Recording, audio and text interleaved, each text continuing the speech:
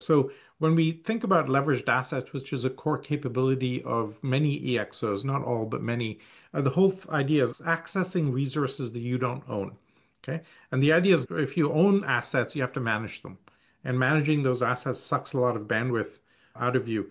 The birthplace of leveraged assets, we actually consider to be when Amazon Web Services launched, because you could take computing off the balance sheet and make it a truly variable cost, right? And then you, for the first time ever, you could scale a business with demand and you didn't have to worry about the supply side because it was all outsourced to AWS.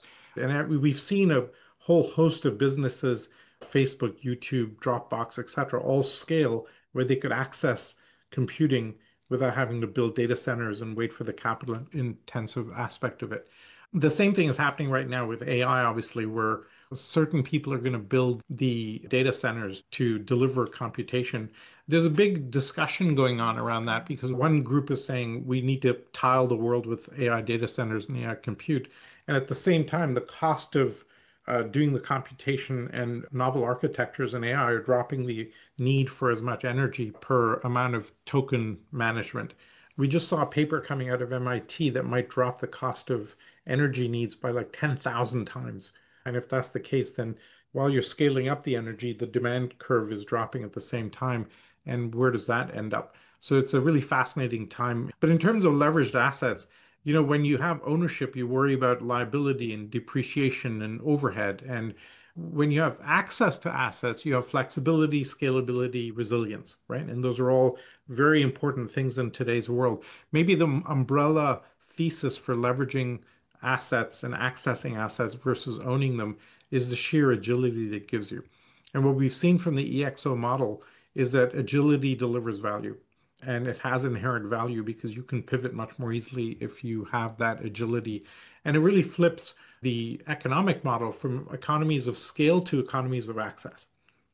Right? And so this is where Uber doesn't own its own cars and Airbnb doesn't own its own hotel rooms.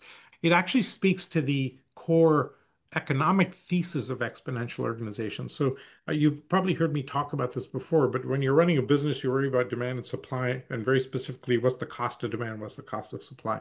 When the internet came along, it allowed us to drop the cost of demand exponentially. Online marketing, referral marketing, every startup is trying to for a viral loop because if you get to a viral loop, your cost of acquisition goes to zero. And for the first time in business history, you could acquire customers at zero cost. Fabulous. You saw this first wave of businesses, Facebook, YouTube, all deliver very low cost demand generation and became massive businesses. Our thesis around EXOs is the EXOs have figured out how to radically and exponentially drop the cost of supply. So Airbnb is the poster child here. The marginal cost of adding a room to Airbnb's inventory is near zero. Whereas if you're Hyatt, you have to build a hotel, right? And so this gives you an incredible advantage. And when something like a pandemic hits, Marriott had to lay off like 40% of their staff and went through all sorts of nightmare managing their properties, etc. And Airbnb laid off like 10% of their staff, reoriented, did better cleanup of the rooms, and then boom, they're back to the same level very quickly. There's all sorts of forms of leveraged assets. There's four that we've identified. One is physical assets like cars and houses, office space, WeWork was the poster child there. By the way, if you do this model in the WeWork case, make sure your unit economics are in place before you scale. If you're losing money on everyone and you're scaling that, you're scaling the losses, which is why WeWork ended up imploding in a massive way. Anyway, so physical assets is one. The second is digital assets like APIs, cloud computing, data marketplaces, et cetera, et cetera. The third is the human assets where you have gig workers, contractors, freelancers, and as much of your organization. In big companies, typically it's about 3 to 5% contractors, and most of them are full-time employees. We think over the next decade that will rise to 40% freelancers at least.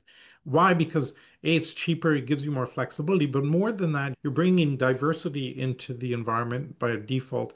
And secondly, you're bringing fresh ideas, right? If you hire a data scientist, they're out of date by the time you hire them. And if you can have them not go work for Google or Facebook and lure them in, 6 months later they're out of date because the world is changing fast. So you really want to access that capability rather than trying to own it for all sorts of reasons. And the final one is financial, where you have leasing, rev shares, crowdfunding, the whole token economics world, lots of ways of of creating financial leverage and leveraged assets via financial structures that are interesting in the world.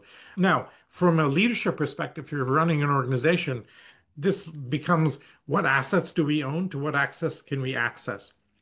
And if you're the CEO of a company, when we guide CEOs, we basically say, figure out what assets that you're owning and having to manage that you can get rid of and access that expertise or access that computation capability, etc. By the way, we have on the call pretty surreal to just get your head around that. Anyway, so the this makes if you can kind of leverage assets and tap into assets, it allows you to focus much more powerfully on your MTP, right? And what problem you're actually trying to solve. And then you pull in the assets and get access to the assets to deliver that. It allows you to do risk mitigation in a very, very powerful way because you don't have capital investment tied up in those assets.